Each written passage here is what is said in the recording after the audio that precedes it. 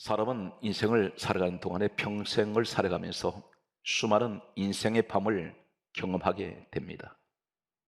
어쩌면 오늘 이 자리에 인생의 밤을 만난 분이 계실 것입니다. 그 인생의 밤은 실패라는 두 단어입니다. 기업 경영이 실패할 때가 있습니다. 가정 경영이 실패할 때가 있습니다. 인간 경영이 실패를 할 때가 있습니다. 교회 경영이 실패할 때가 있습니다. 어쩌면 이 시대는 성공 시대라고 하기보다는 실패의 시대라고 할 수 있습니다. 이러한 시대를 살아가는 우리들에게 어떻게 하면 국가 경영이 성공할 수 있으며 기업 경영이 성공할 수 있으며 가정 경영이 성공할 수 있으며 내 인생의 삶의 경영을 어떻게 하면 성공할 수 있을까? 이 시대를 향한 하나님께서는 오늘 이 민족을 향해서 그리고 한국 교회를 향하여 그리고 각 가정에 그리고 우리 인생의 삶 속에 하나님께서는 마사 키를 하나 제시하고 있습니다. 이렇게 하면 하나님께서 친히 성공하는 사람으로 하나님께서 친히 세워주시고 그분이 싸워주시고 이기게 해주시겠다는 것입니다. 본문 말씀을 소개합니다. 이스라엘 백성들이 이 민족은 40년 동안 기나긴 광야 생활을 지나고 하나님께서 약속하셨던 꿈에 그리던 가나안 땅으로 이제 진입하게 됩니다. 그들이 가장 먼저 만났던 첫 번째 사건은 여리고의 전쟁이었습니다. 이 전쟁은 하나님께서 싸우신 전쟁이었고 하나님께서 이기게 하셨던 전쟁입니다. 그들은 대승을 했습니다. 첫 번째 만났던 이 사건이 지나고 두 번째 사건이 아이성의 전쟁이었습니다. 이 아이성 전쟁에서는 처절하게 대패를 해버립니다. 완전히 무너져 버립니다. 하나님께서는 이 사실에 관해서 다음과 같은 말씀을 하고 계십니다. 첫 번째 전쟁에서는 이겼는데 두 번째 전쟁에서는 실패를 해버렸습니다. 지도자 여호수아가 하나님 앞에 엎드려 있습니다.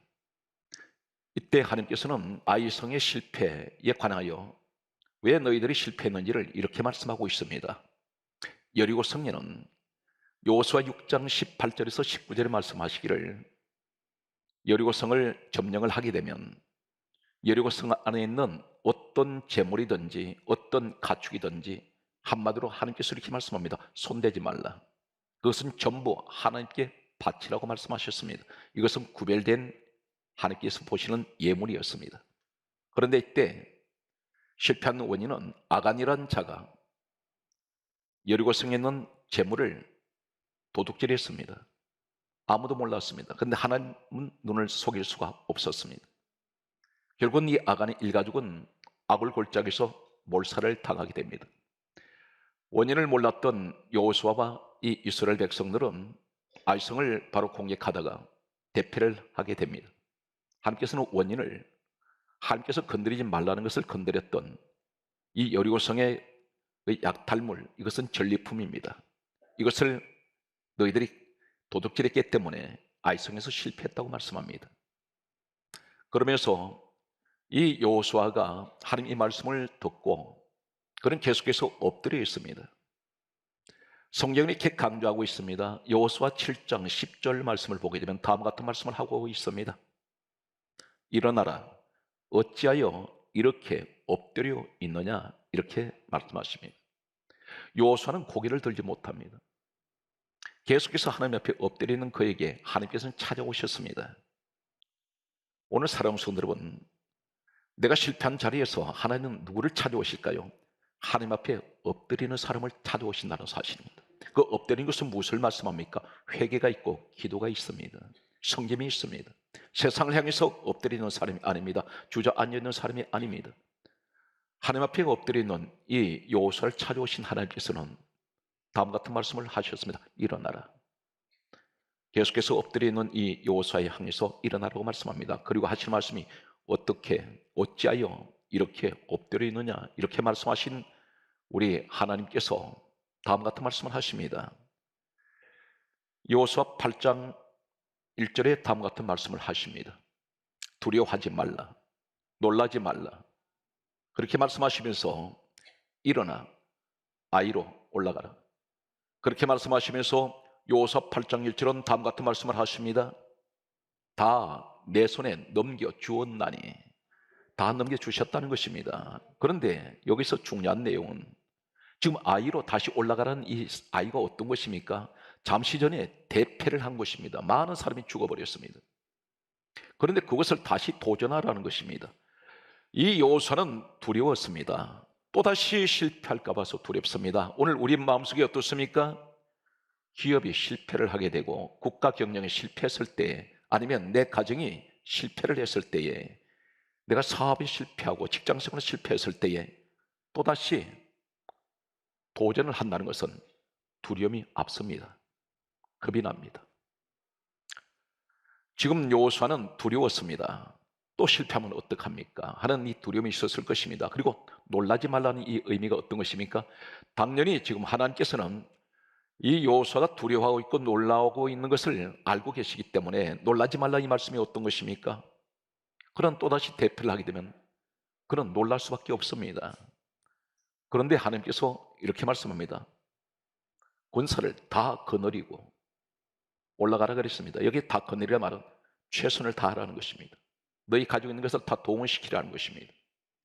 힘껏 모든 것을 준비해서 올라가라고 말씀하시는 우리 하나님은 여기서 이미 승리를 장담하고 계십니다. 무엇을 승리를 장담하십니까? 다 너 손에 넘겨주었나니. 이미 넘겨주셨다는 것입니다. 이 일은 무엇을 말씀입니까? 하나님이 책임지시겠다는 것입니다. 오늘 여기에서 사랑하는 성도 여러분, 지금 가정이 실패한 가정이 있습니다. 부부관계가 실패를 했고 기업이 경영하다 실패를 하셨습니다. 사업이 실패하고 직장생활 실패하고 어쩌면 국가 경영이 실패했다 할지라도 하나님은 그 실패한 사람을 한 번 실패했느냐 두 번 실패했느냐 횟수를 보지 않습니다. 중요한 것은 실패한 사람을 외면하지 않는다는 사실입니다. 실패하는 사람을 하나님께서는 다시 찾으신다는 사실입니다. 어떻게 해야 됩니까? 엎드려 있을 때에.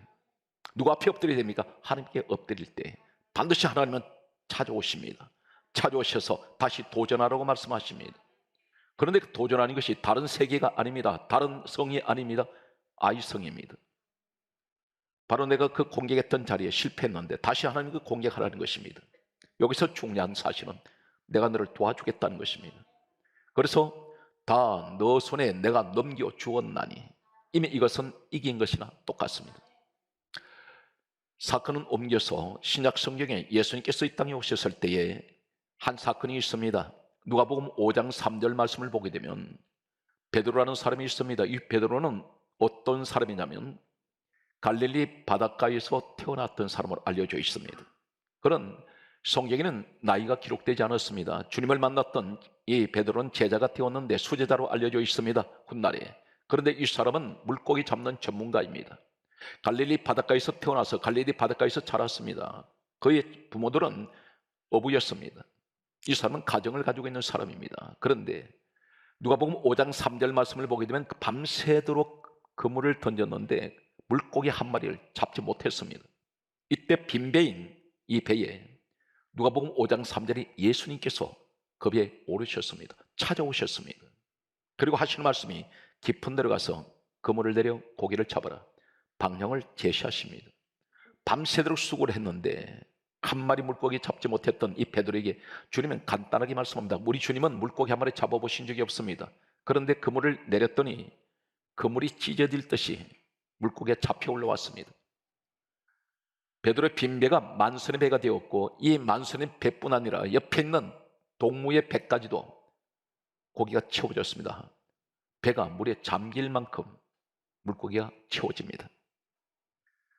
우리 주님은 실패한 자를 찾아오십니다. 성경 말씀은 이렇게 또 강조하고 있습니다. 마태복음 26장 56절 말씀을 보게 되면 예수님께서 십자가에 고난당하시기 위해서 붙잡히셨을 때에 성경은 강조합니다. 제자들이 다 예수를 버리고 도망하니라. 다 도망가 버렸습니다. 베드로 같은 사람은 어떤 사람이었습니까? 주는 그리스도시요 살아계신 하나님의 아들이십니다. 그렇게 말했을 때 예수님께서 바요나 시모나 내가 참 복이 있도다. 이렇게 말하는 것은 네가 아니요 하늘에 계신 우리 아버지께서 그렇게 말하게 하셨다 그랬습니다. 그만큼 칭찬을 받았던 베드로마저 도망갔습니다. 이 베드로 같은 사람은 예수님을 저주하고 부인했습니다. 그리고 그는 뿔뿔이 과거의 생활로 돌아가 버렸습니다. 부활하신 예수님은 이들을 찾지 않을 수가 있습니다. 배신자들입니다. 예수님 버리고 도망간 자들입니다. 각각 자기가 살기 위해서 이기주의, 개인주의에 잡혀있던 이 사람들 주님은 버리지 않았습니다. 그들은 실패한 사람들입니다. 주님은 그들을 한 사람 한 사람 찾아가셔서 그들 다 다시 불러 모으셨습니다. 이 실패자, 이 제자들을 사도행전 1장 13절에 그들의 이름이 기록되고 있습니다. 그리고 그들은 성령을 받게 하신 하나님, 우리 주님께서는 어떻게 하셨습니까? 이 땅에 오신 예수님이 누구신가요? 빌립보서 2장 6절에 근본 하나님, 본체 되시는 예수님께서 이 사람들을 다시 불러 모시고 지금은 전 세계에 각 시대에 지금도 이 지구상에는 기독교인만 약 20억이 넘습니다. 이 시작이 어디서 시작됩니까? 배신자들, 예수님 버리고 도망간 자들, 주님께서 그들을 버리셨다면 그들은 영영 지옥으로 떨어질 사람들을 다시 그들을 실패자를 찾으셔서 성령을 받게 하신 바로 이 사람 120명이 지금은 전 세계를 복음화시키고 있는 정인들이 되었습니다. 성경 말씀은 이렇게 기록하고 있습니다. 시편 37편 24절 말씀에는 이렇게 강조합니다. 그는 넘어지더라도 아주 엎드려지지 아니함은 여호와께서 그의 손으로 붙들고 계심이로다. 이 말씀을 바꾸면 무슨 말입니까? 내가 넘어지지만 나는 아주 넘어지지 아니함은 여호와께서 주님의 손으로 나를 붙들고 계신다는 것입니다. 사랑하는 성도 여러분, 실패하신 여러분의 가정을 하나님 붙들고 있습니다. 실패하신 여러분 사업을 하나님 다시 붙드십니다. 실패하신 이 국가 하나님께서는 붙드십니다. 인간 경영 잘못됐습니까? 사람관계가 틀어졌습니까? 하나님께서는 그 실패한 자리에서 다시 화목시키시고 회복시켜 주실 줄로 확신합니다. 성경 말씀은 이렇게 강조하고 있습니다. 그러므로 잠언 24장 16절은 다음과 같은 말씀을 하고 있습니다. 의인은 7번 넘어지더라도 다시 일어날 것이요. 이 의인이 누구인가요? 창세기 15장 6절을 보면 아브라함이 여호와를 믿으니 이를 그의 의로 여기시고 이렇게 말씀합니다. 무엇을 말씀합니까? 의인이 누구입니까? 의로운 자가 누구입니까? 하나님을 믿는 사람입니다. 하나님을 믿는 사람을 가리켜 의로운 자라고 말씀하고 있습니다. 그렇다면 잠언 24장 16절에 말씀하고 있는 의인은 7번 넘어질지라도 다시 일어난다는 이 말이 무슨 말입니까? 하나님을 믿는 믿음의 사람은 7번 넘어질지라도 다시 일어납니다. 거기에 따라서요, 나는 다시 일어납니다. 오늘 여러분 이 소망을 버리면 안 됩니다. 오늘 그런데 이 아이성의 사건이 기록된 여호수아 8장 전체에 독특한 두 단어가 계속해서 하나님께서는 강조하고 있습니다. 그 강조되는 두 단어가 어떤 것이냐면 매복이라는 단어가 있고 복병이라는 단어가 있습니다.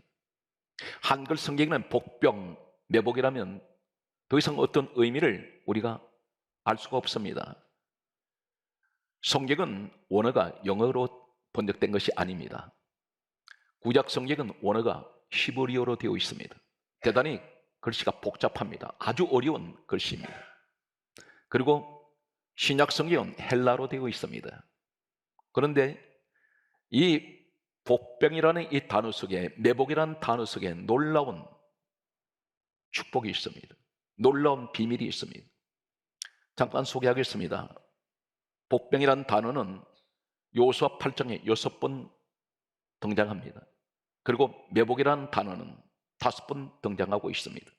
참고로 말씀드리면 여호수아 8장 2절에 복병이라는 말이 단어가 소개됩니다. 그리고 계속해서 보게 되면 여호수아 8장 13절에 복병이라는 말이 소개되고 있습니다. 또한 여호수아 8장 14절에 복병이라는 말이 소개됩니다. 그리고 여호수아 8장 19절에 복병이라는 말이 소개됩니다. 그리고 이어서 여호수아 8장 21절에 그리고 22절에 복병이라는 말이 단어가 강조되고 있습니다. 6번 강조됩니다. 매복이라는 단어는 성경 말씀은 오늘 여호수아 8장 전체에서 5번 강조되고 있는데 여호수아 8장 4절에 매복이라는 단어가 나옵니다. 그리고 8장 7절에 매복이라는 단어가 또 나옵니다. 그리고 여호수아 8장 9절에 보면 2번 매복이라는 단어가 강조되고 있습니다. 그리고 8장 12절에 매복이라는 단어가 강조됩니다. 이게 복병이란 말과 매복이란 말은 히브리어로 오늘 놀라운 하나님께서 감춰놓은 이 비밀의 말씀이 있는데, 이 복병이란 말은 히브리어로 아라브라는 단어를 쓰고 있습니다. 따라하세요. 아라브. 이 아라브란 말은 엎드리다는 뜻입니다. 이 엎드리다는 이 단어가 똑같은 아랍어 히브리어를 쓰고 있는 이 단어가, 참고로 말씀드리면 잠언 1장 11절에 엎드리다 이 말이 아랍어를 같은 단어를 쓰고 있습니다. 그리고 잠언 1장 18절에 같은 아랍어라는 이 단어를 쓰고 있는 히브리 단어가 엎드리라 되어 있습니다. 매복이란 이 단어는 야사브라는 단어를 씁니다. 따르시겠습니까? 야사브. 이 야사브라는 히브리어 뜻은 어떤 말씀이 기록되어 있습니까? 10편, 17편, 12절에 보게 되면 역시 엎드리다로 되어 있습니다. 이 아이성의 전쟁은 한마디로 엎드리는 전쟁입니다. 누가 해주세요? 하나님이 싸우시는데, 하나님이 모든 것을, 아까 말씀드렸습니다. 잠시 전에 이 성경 말씀하고 있는 내용 가운데 요셉 8장 1절에 다 너 손에 넘겨주었나니 이렇게 말씀하고 있습니다. 누가 해주시겠다는 거예요? 하나님께서 해주시는데 네가 할 일이 무엇이냐? 엎드리라는 것입니다. 엎드리게만 하면은 내가 너한테 다 실패한 그 자리를, 성공의 자리를 만들 것이라는 것입니다. 오늘 사람 성도 여러분, 우리는 내 힘으로, 내 생각으로, 내 능력으로 지금까지 왔습니다. 그런데 이제는 더 이상 한계에 봉착하게 됩니다. 더 이상은 내 한계를 넘어갈 수가 없습니다. 사람은 누구나 다 자신의 한계가 있습니다. 그런데 그 한계를 넘어가는, 불가능한 일을 가능하게 만드는 그 일은 누가 하십니까? 하나님이 하세요. 어떻게 하십니까? 엎드리면 하십니다. 하나님께 해주시겠다는 것입니다. 성경 말씀은 이렇게 강조하고 있습니다. 이 지구상에서 인류의 역사가 시작된 이래로 가장 하나님께 많이 엎드리는 사람이 한 사람이 있습니다. 이분이 없었으면 구약 성경이 기록될 수 없을 만큼 대단히 중요한 한 분이 바로 모세입니다. 모세가 자신을 가리켜서 어떻게 고백하고 있습니까? 자신은 이러한 사람이었다고 고백합니다. 신명기 9장 18절에 보게 되면 이렇게 고백하고 있습니다. 내가 전과 같이 40주야를 여호와 앞에 엎드려 있었다고 했습니다. 이 사람은 처음 올라갔을 때 시내의 산에서 십계명을 받았습니다. 내려오다가 금송아지 만든 것을 보고 이 십계명 깨집니다. 다시 올라갔습니다. 그러면 40일, 40일 두 번을, 우리가 십계명 받았던 사건을 얘기한다면 80일간 이 사람은 내가 전과 같이 여호와 앞에 40주야를 엎드렸다고 했습니다. 가장 많이 엎드린 사람은 40주야를 엎드렸다는 것은, 이것은 불가능한 일인데 모세가 그렇게 엎드렸습니다. 그러므로 그는 성경 5권의 책을 기록했던 놀라운 인물이 되었고 하나님께서 이 사명을 맡기셨습니다. 40년 광야길의 지도자로 서셨습니다. 신약에 와서는 또 한 사람이 있습니다. 어떻게 하면 엎드릴까요? 사도행전 9장 4절을 보게 되면 유명한 바울이 있습니다. 놀라운 것은 모세는 창세기, 출애굽기, 레위기, 민수기, 신명기 5권의 책을 기록했던 사람이었고, 이 신약 성경을 기록한 27권 가운데 이 바울이라는 사람이 13권에서 14권을 기록했던 것으로 알려지고 있습니다. 그런데 이 사람이 사도행전 9장 4절을 보게 되면 변화될 수 없던 사람이, 도저히 달라질 수 없는 사람이 달라지는데, 예수님을 처음 영접한 곳이 다메섹입니다. 다메섹에서 어떡합니까? 우리 주님께서 바울을 찾아오실 때 빛으로 오셨습니다. 그때 바로 일어난 현상이 엎어져 버립니다. 엎드립니다. 엎드릴 때 하늘 소리가 들려와요. 사울아 사울아, 어디서 들려옵니까? 사랑하는 성도들은 엎드리는 사람에게 하늘 소리가 들립니다. 하나님의 음성이 들려옵니다. 그리고 하나님이 선택을 하세요. 가장 먼저 우리가 신앙의 기초가 무엇입니까? 항상 엎드려야 된다는 것입니다.